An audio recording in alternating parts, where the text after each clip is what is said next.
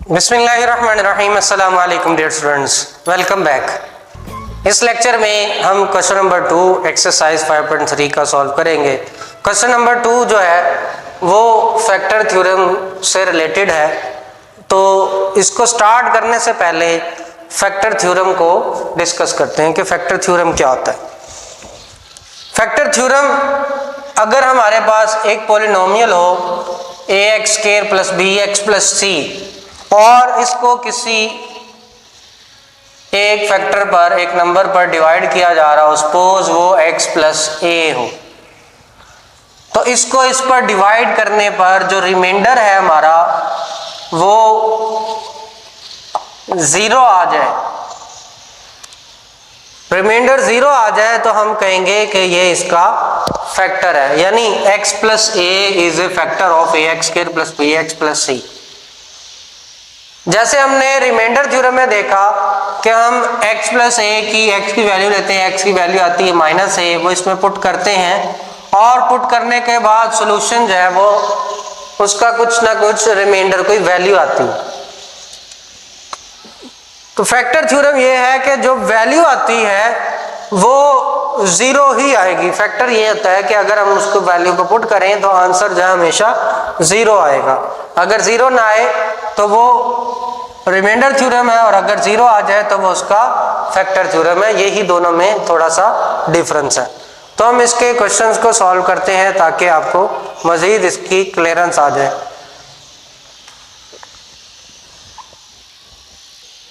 इसका पार्ट 1 है 3x square minus 4kx minus 4k square, इसको डिवाइड करना है x प्लस 2 पर। यानी उन्होंने कहा है कि if x plus 2 is a factor of this polynomial then find the value of k। यानी ये इसका फैक्टर है। फैक्टर होने का मतलब ये है कि इसका जो भी सॉल्यूशन आएगा वो 0 के इक्वल होगा। जैसे आपको बताया रिमाइंडर थ्योरम में रिमाइंडर 0 भी हो सकता है और अदर देन 0 होता है। अगर 0 हो तो वो उसका फैक्टर थ्योरम बन जाता है।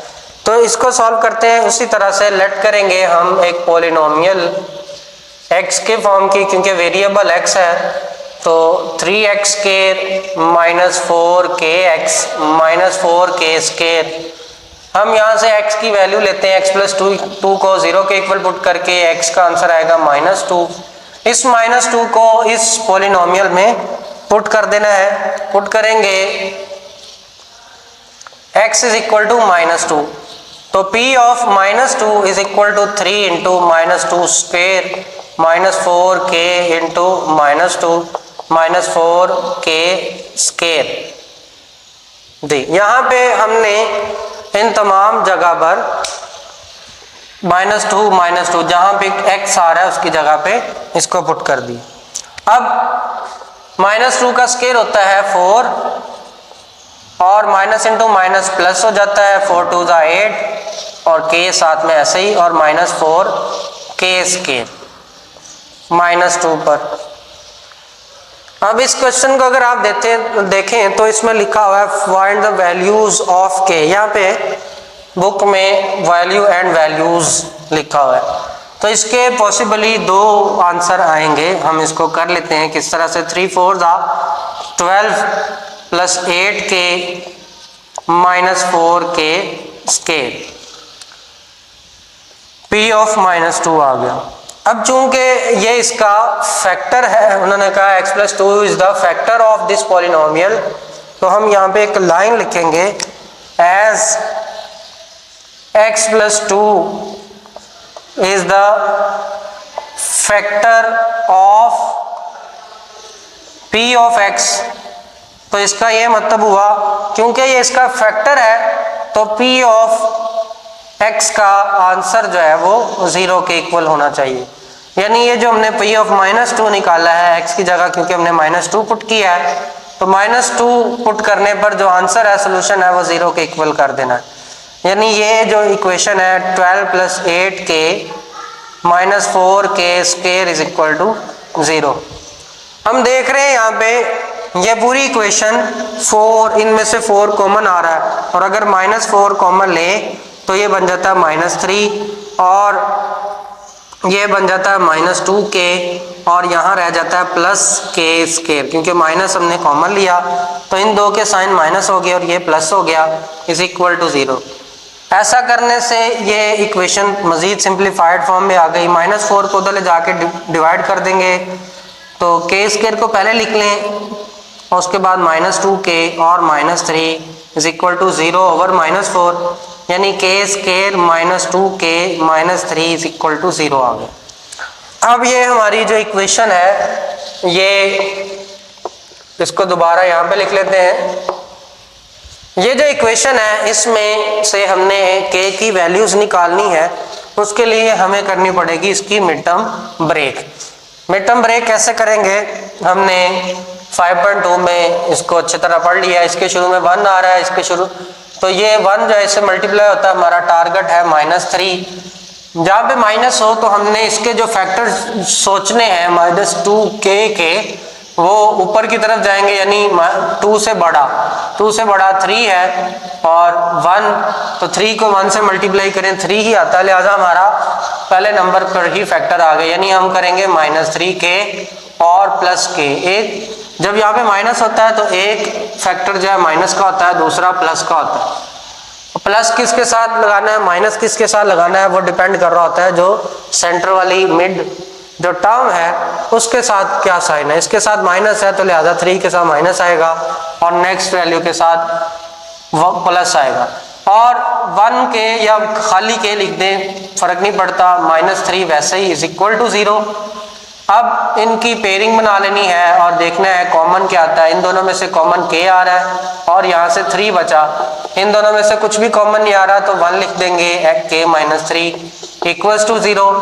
k -3 दोनों में से कॉमन, और यहाँ बचेगा k और यहाँ बचेगा प्लस का 1। ये इसके दो फैक्टर्स आ रहे हैं। अब ये फैक्टर्स आ गए और दोनों 0 के इक्वल हों, तो जब ऐसा केस आ जाए तो दोनों दो वैल्यूज मल्टीप्लाई हो रही हो और 0 के इक्वल हो तो उनको हम स्प्लिट करके लहदा 0 के इक्वल लिख सकते हैं।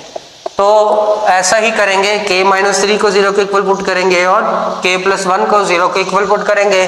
ऐसा करने के बाद ये माइनस का दूसरी साइड पे चला जाएगा, प्लस का हो जाएगा 3, k का आंसर 3 आ जाएगा, और ये भी प्लस का है, दूसरी साइड पे जाके माइनस हो जाएगा, k का दूसरा आंसर है। अब यहाँ पे आप देखें k के दो आंसर आ गए। जैसे क्वेश्चन में उन्होंने कहा था find the values of, value के आगे ब्रैकेट में s लगाया है डॉट्स करने के लिए कि बच्चे को पता चलता है, यानी कि आंसर 2 उसके आते भी हैं या नहीं।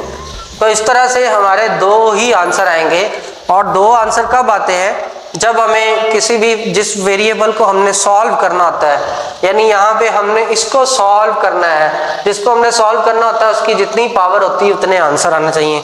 ये आप बात याद रखिएगा, अगर k की पावर 2 है तो आंसर भी 2 आएंगे, k की पावर 3 वाला कोई सॉल्व करना पड़ता है तो 3 आंसर आएंगे। बहरहाल वो अगली क्लासेस में आप उसको देखेंगे। अगर k की पावर 1 वाला क्वेश्चन होगा तो k का आंसर 1 आएगा। अब हम इसका सेकंड पार्ट करते हैं तो उसमें आप देखेंगे कि k का आंसर 1 आता है और किस तरह से आता है। इसका second part x³ - kx² + 11x - 6 को अगर डिवाइड करें इस पर, तो उन्होंने कहा कि ये इसका फैक्टर है, डिवाइड करने पर आंसर इसका भी 0 आएगा, यानी डिवाइड करेंगे हम और लेट कर लिया हमने p ऑफ x को इस पॉलिनोमियल के इक्वल। ये इसको रफ वर्क में x - 1 को 0 के इक्वल पुट करें तो x का आंसर बनता है -1, उधर जाके प्लस हो जाएगा, यानी x की वैल्यू 1 है और उस 1 को हमने इसमें पुट करना है। पुट करेंगे x = 1 और 1 को जब पुट करेंगे p ऑफ 1 का क्यूब आएगा, -k × 1 का स्क्वायर आएगा, +11 × 1 -6। 1 का क्यूब 1 ही होता है और k को 1 से मल्टीप्लाई कर दें k आएगा, 11 को 1 से मल्टीप्लाई कर दें 11 आएगा और -6। तो 11 और 1 12 में से 6 माइनस कर दें तो प्लस का 6 आ जाता है। ये p ऑफ 1 का answer. As x - 1 is a factor of p of x, यानी हमारी जो पॉलिनोमियल है उसका ये x - 1 फैक्टर है, तो इसका ये मतलब हुआ दिस इम्प्लाइज लिखते हैं, इसका मतलब है, इसका मतलब है, जैसे मैं उर्दू में बोल रहा हूँ, दिस इम्प्लाइज का ये मतलब होता है, इसका मतलब है कि पी ऑफ एक्स जो है उसको जीरो के इक्वल पुट कर देना, यानी पी ऑफ वन जो आंसर आया हमारा उसको जीरो के इक्वल पुट कर दें, तो माइनस के इज इक्वल टू -6 हो जाएगा, 6 उधर जाके माइनस का होगा और माइनस माइनस से कैंसिल, तो के का आंसर 6 आ जाएगा। अब यहाँ पे देखें के की पावर 1 थी, यानी एक सिंगल के था, तो आंसर भी उसका एक ही आया है और वो है 6। तो स्टूडेंट्स ये क्वेश्चन लॉन्ग के लिहाज से अहम है, बहुत लेंथी नहीं है, छोटा सा सवाल है, लेकिन लॉन्ग के लिहाज से इम्पोर्टेंट है और अक्सर ये लॉन्ग में आ जाता है, फेडरल बोर्ड हो या लाहौर बोर्ड हो, दोनों के लिए ये लॉन्ग के लिहाज से इम्पोर्टेंट है। तो यहाँ हमारा आज का लेक्चर कंप्लीट हुआ, मिलते हैं अपने अगले लेक्चर में इसके फर्दर क्वेश्चंस के साथ, इसी एक्सरसाइज के। तब तक के लिए मुझे दीजिए इजाज़त, अल्लाह हाफ़िज़।